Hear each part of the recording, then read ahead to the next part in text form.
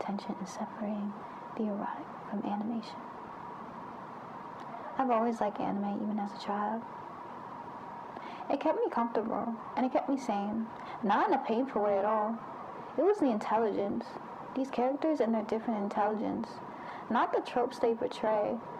The way these writers, creators, and animators play with these pre-existing tropes is one way to make it tantalizing. It is another way to make it feel realistic when you're looking at something that looks like a cat or a doll. I'm only speaking to anime women. Anime women are beautiful to me as a child, and they still are. Just the look of one. The line work of one.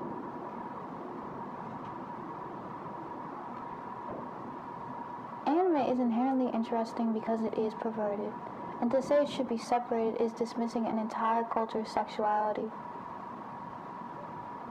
It speaks a lot to the history of Japan's art, that a lot of it is inherently erotic. They have a history of grotesque art. It's a tense conversation, and it makes me feel tense to defend that. Just because a perversion isn't for you doesn't mean it doesn't accurately reflect a group of people that exists within a culture, not a culture itself. It's not a nuanced conversation at all. Western conversations about it inherently provoke some kind of fear about sexuality existing in other cultures, and starting conversations not everyone is going to understand. We shouldn't be able to understand it immediately. That wouldn't make any sense. That's not interesting. What makes this special other than the look of this girl? The look of this girl ties into that perversion. They aren't always designed the same. The looks of these men in these series are as well.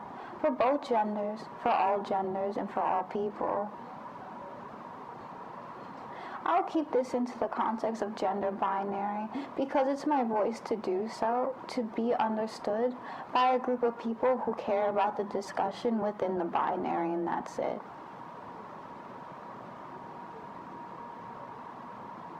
When I was growing up, one of my first animes that expressed femininity to me was Princess Tutu. It was a ballerina storybook series that I watched on demand.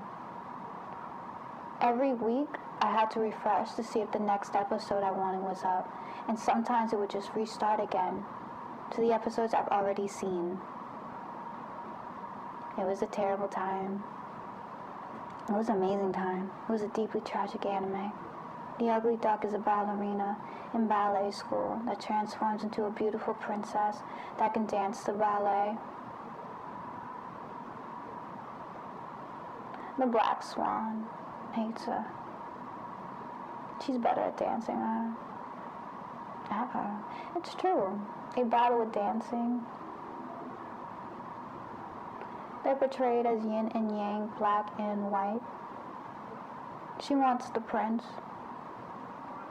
The prince is purposely boring to me, in terms that is not what's tantalizing to me. That does not arouse me in my mind. It's these two girls' relationship, black and white. Yet they go together perfectly, and they do nothing but act as rivals, and I see nothing romantic about them. And most audience members don't either.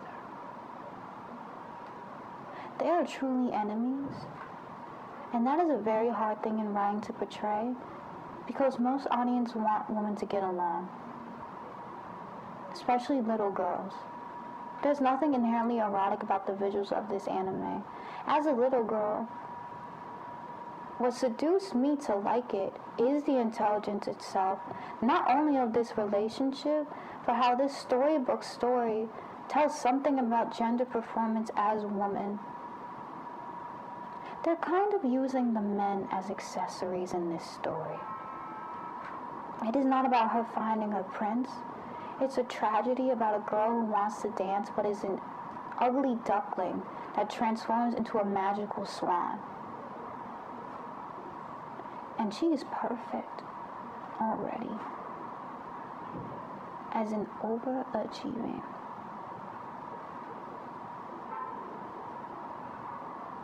She's taught in a class of dance and performance. She has this gothic red and black look. This one is white and red-headed, has freckles that disappear when she transforms. I love the main character more than the enemy, which might surprise a lot of people who are familiar with any kind of work I do, or actually met me in real life. Because from the beginning it made perfect sense to me. This is a real challenge for this girl. Her enemy has the man she wants. They are not friends. Her friends are not achieving anything either. They're all underdogs. She has friends that are an entourage as a threat, and that's it. It's not a mean girl story because of the ballet aspect. Everything about analyzing this series is erotic to me at a young age because it truly arouses my mind the same way a dessert does or anything does.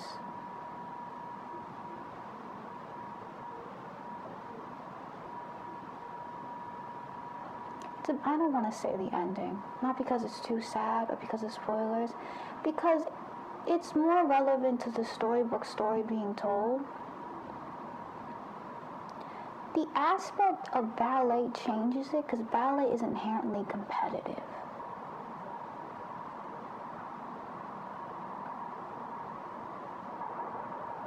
Ballet is deeply misogynistic to a lot of people who don't understand it. I danced in ballet as a young child and I left because it made me feel strange about my femininity. To not do it at a hard level is to make fun of yourself. And I felt like my ballet education had reached its limit, and the faculty changed, and it became less about the discipline of ballet, which is what I wanted. It wasn't my self-expression. It turned into an after-school activity.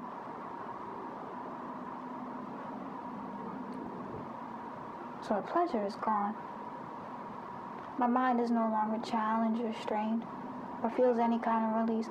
I've landed the puree finally. It's not the puree. My French is bad lately. I know why. But it's beautiful because you can connect to French culture, and this anime does as well. It's not like European imagery. It's not clockwork imagery. The clockwork is a big deal to ballet. They're referencing the box. We dance within a box. We're told to. Your limbs cannot stretch out past this point. They don't in that anime. Whoever has made this anime, I thought as a child, understands ballet completely. I want to understand anime, and I want to understand ballet.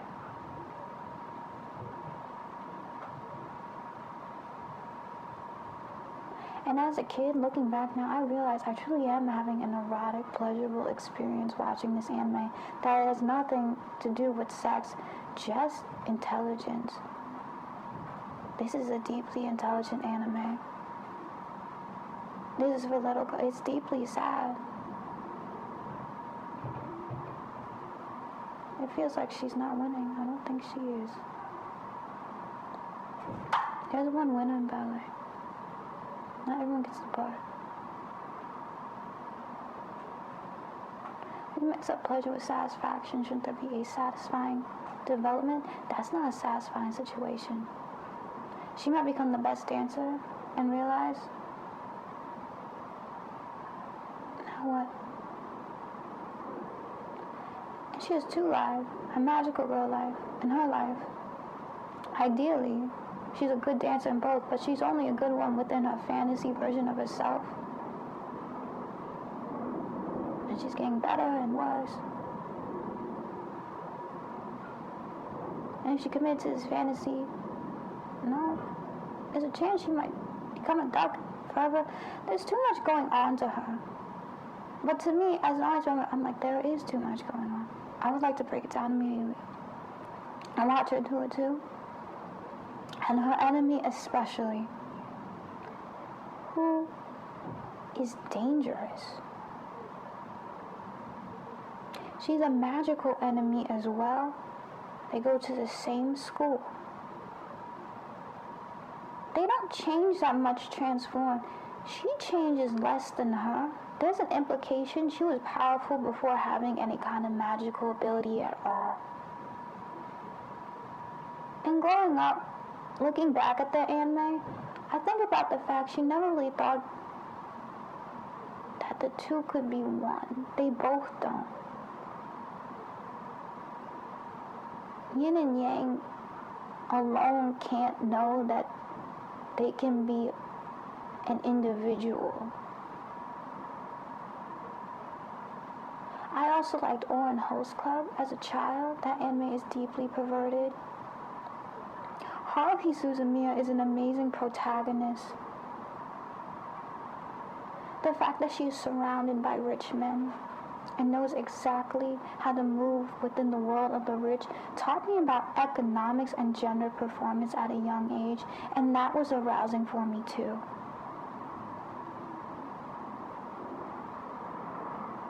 Different kinds of men, different tropes of men, all in one circle.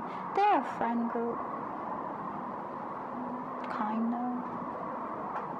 They all want her. It's one of those. It's one of these. But not really. What's interesting about Haruhi Suzumiya is that the fact she had no intention in being seen as a male or a female in the beginning of the series, the first episode. When they assume she's a man just because she doesn't perform as a regal princess feminine type like the other attendees of this upper class school, she lets it go. And she decides to just go with it. She breaks this vase that costs millions of dollars and is now in debt to this group. And they tell her, you have to work for us to pay that back if you don't have the money. They already know he's a poor kid in school. They're making fun of him immediately. This is wealth. This is the upper class. Remember who you work for. Otherwise, just a check and go away. She says okay, because she doesn't have the money. So she'll do their little task and let them make fun of her as a man.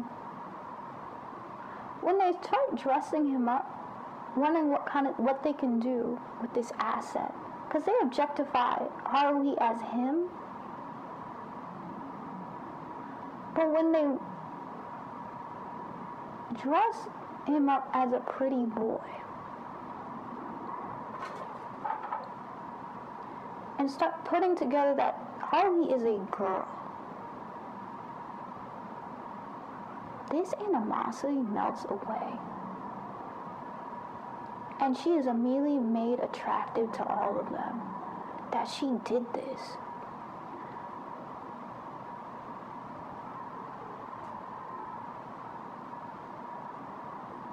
Because it takes you back to, as an audience viewer, not the reveal, especially if you've already heard the summary of the series. The idea of someone actually doing that, allowing someone as a woman, no quote unquote, Haruhi clearly understands she is a woman.